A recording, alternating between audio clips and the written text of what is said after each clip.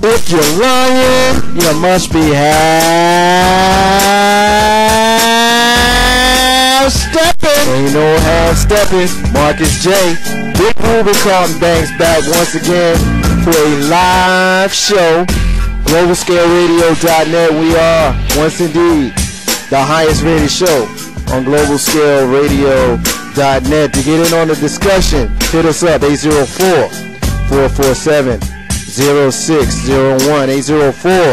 804-447-0601. We got a live one for y'all tonight. Of course, we got to get into the National Basketball Association Finals.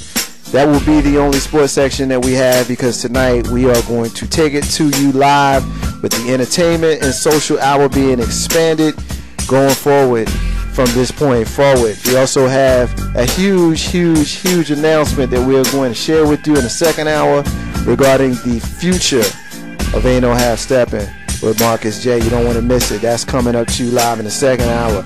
We got a debate, a live debate for you tonight. Right after the NBA section, you're going to have a live debate with your man Marcus J and Cousin Terry. We're going to talk a little bit about that a little bit further when we get to that. We're going to get into a new segment that we're going to debut tonight called Hot Shots. Hot Shots. What are we going to talk about in Hot Shots? Well, I guess you got to stay tuned and listen to us to know what we're going to talk about in Hot Shots. Missing children, as we do every single week, we will profile a missing and or exploited child.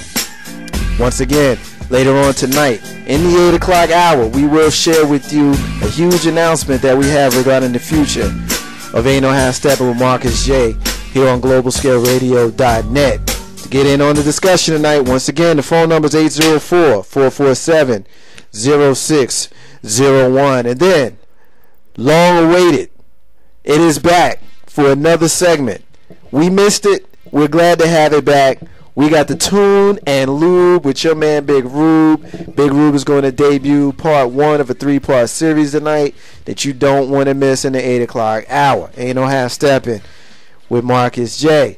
So what I want to do is we do every single week.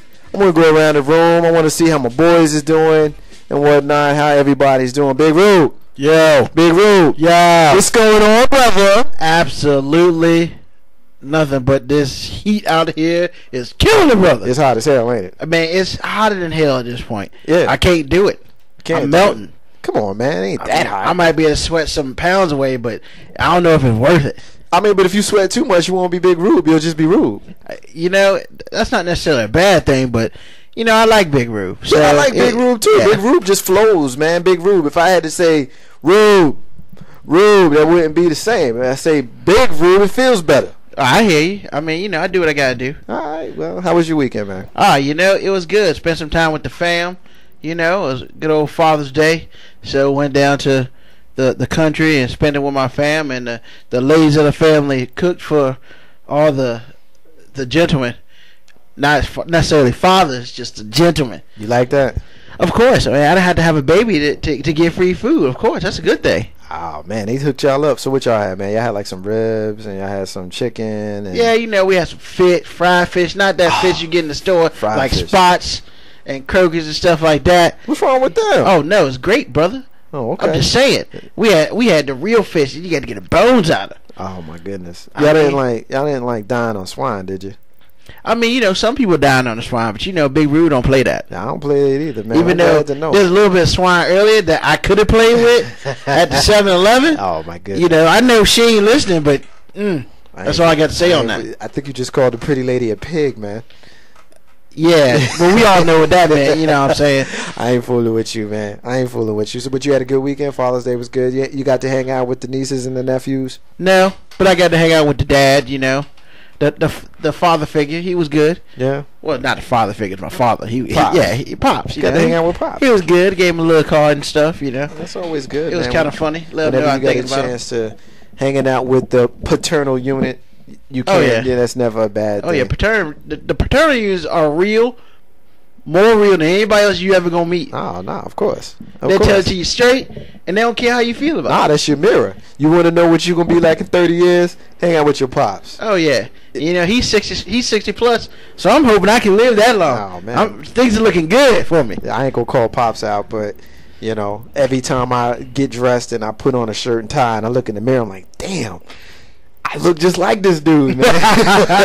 I look just like him and whatnot. I'm starting to pick up his mannerisms. I'm starting to write like him. You write like I write like a scribble.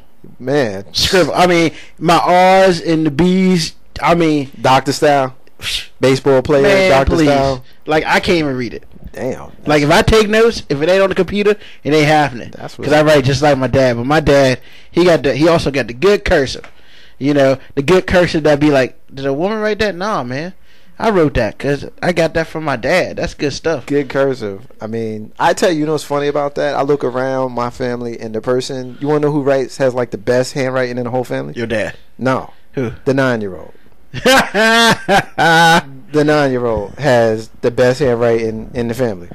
That means it can only get progressively worse. It can't get no better because, you know, the older I get, the smaller my signature is. And, you know, when you first start learning cursive, you write out your whole name and all the letters and whatnot. And then if you're a middle initial type of person, you got that in there. I am too. And then you get, you know, the whole last name. You know, my first name got 6, and then the middle, and then my last name got 7, you know, characters. Yeah. Now, it's just like a swoosh. It's like the Nike swoosh. That's all I got as far as the signature. I think I included my middle initial in my last name. Yeah, it is. It's like, yeah. Just kind of off the subject, but what's up with people who have like a middle, like a first initial and then a middle name and then a last name? Is that kind of like weird to you? Well, I know a couple people like that. They just don't like their first name. Is that all that is? And then, you know, when everybody in your family calls you by your middle name, then it's like, who is this other dude? I love you, Pops, but I don't like that. So I'm going to be this guy. I'm going to be middle name guy. You can be first name guy. Because usually the first name is your dad's name. Right. So, well for me, it's the other way around. Like, my first name is my first name. My middle name is my dad's name.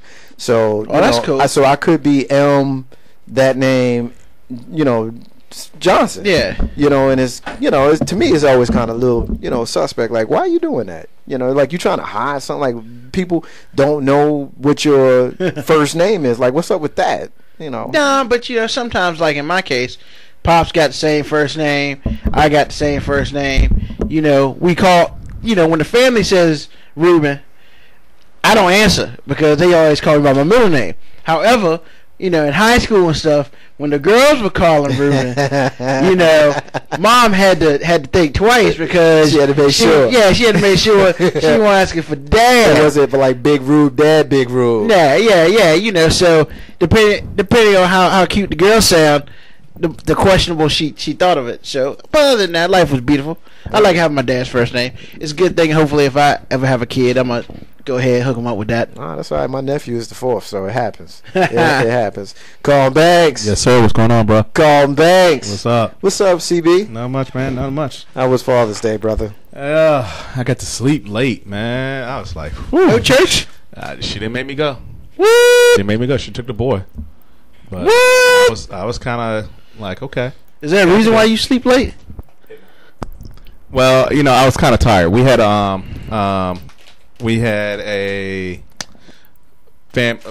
neighborhood block party Saturday.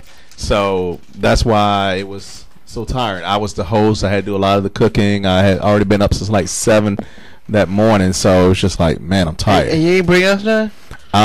Somebody called me, and I'm gonna just leave it at that. I mean, that person also wasn't sure if he was rolling. Well, I can't help that. I can just say what I did. If you'd have told that person more food, maybe that person would have showed up. I did. I don't remember that. Oh, okay. So see, I don't forget food. You don't forget food. Oh, I understand. Okay. I'm Big Rube, I don't forget food. All right, I hear you telling me that. I think you did this time though. Probably. I truly did. Probably. Because we had a lot of food. We had food. We would like. My neighbors are still trying to offer food on me. It's like that. Yeah, it's like that. Got someone brought it in us.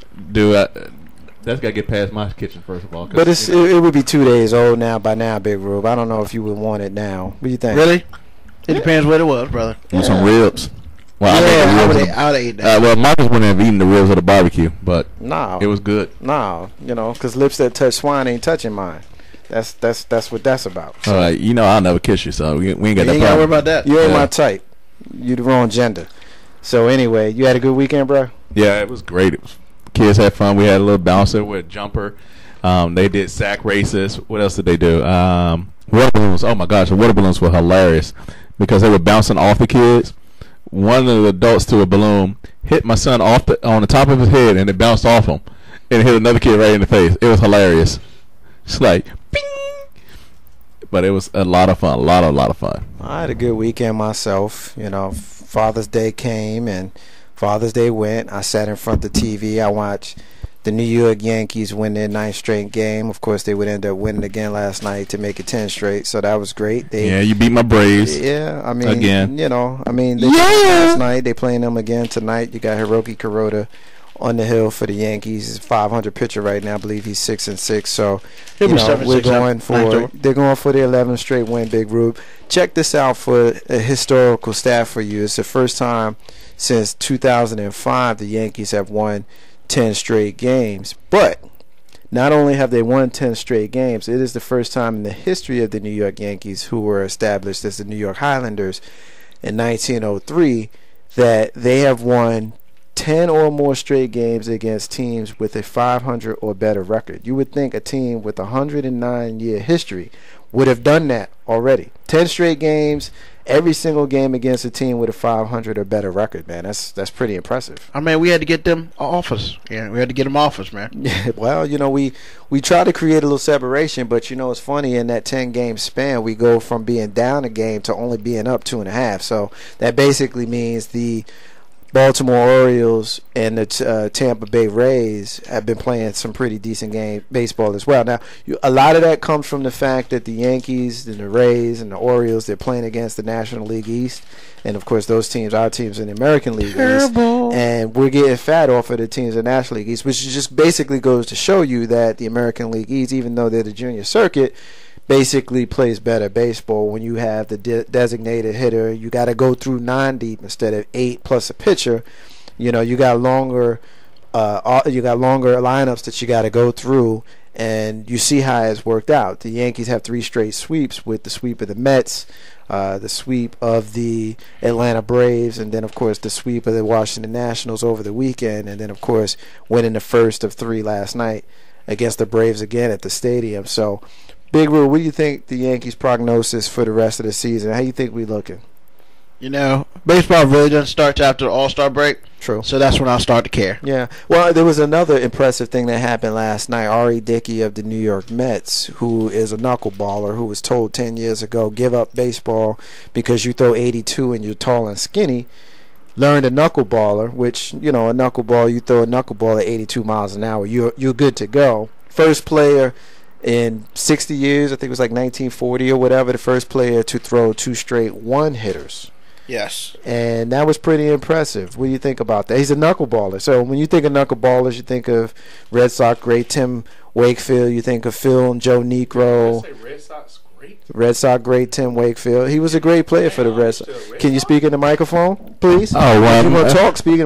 We're playing honest or Red Sox? I'm a fair baseball fan. All right. I'm a fair baseball fan. I mean, and Tim Wakefield was a great player. Tim Wakefield was also the player who gave up the Aaron effing Boone bomb in 2003. Aaron Boone hits the home run in Fenway Park in 2003 to send the Yankees to the World Series, of which they would lose to the Florida Marlins. I digress. But Tim Wakefield was a good pitcher. But anyway, R.A. Dickey, great one-hitters, first time in 60 years. Pretty impressive, Big Ru. What do you think? I mean, yeah. Well, you know what, a knuckleballer is either all good or all bad. Yeah, that's true. I mean, Tim Wakefield was a good knuckleballer, but he had his good days, and when they were bad, they were horrible. Yeah, the one thing about a knuckleball, if you watch it coming into the plate, it literally has no spin, nothing on it, and then all of a sudden it disappears. It just goes. You know, I remember back when I was a kid watching Joe Negro pitch for the Yankees, and he would scuff up the ball. He had an emery board in his pocket, and he got busted by the umpires trying to scuff up the ball. He didn't actually do something. That's something that any baseball fan should YouTube, because it was funny as hell. Funny as hell to see. But we're going to leave it there for right now and take our first break. When we come back, we're going to get into the National Basketball Association with K-Del. We're going to talk a little bit about the finals, spend a little bit of time talking about LeBron James guarding Kevin Durant, and Kevin Durant guarding LeBron James. The Heat are up 2-1. Who's going to win it? Who's going to lose it? Who's going to get the first chip? Is it going to be KD? Is it going to be LBJ? We'll see. We're going to get that information from K-Dub. For Big Rube and Carl Banks, Marcus J. We'll be back in a minute.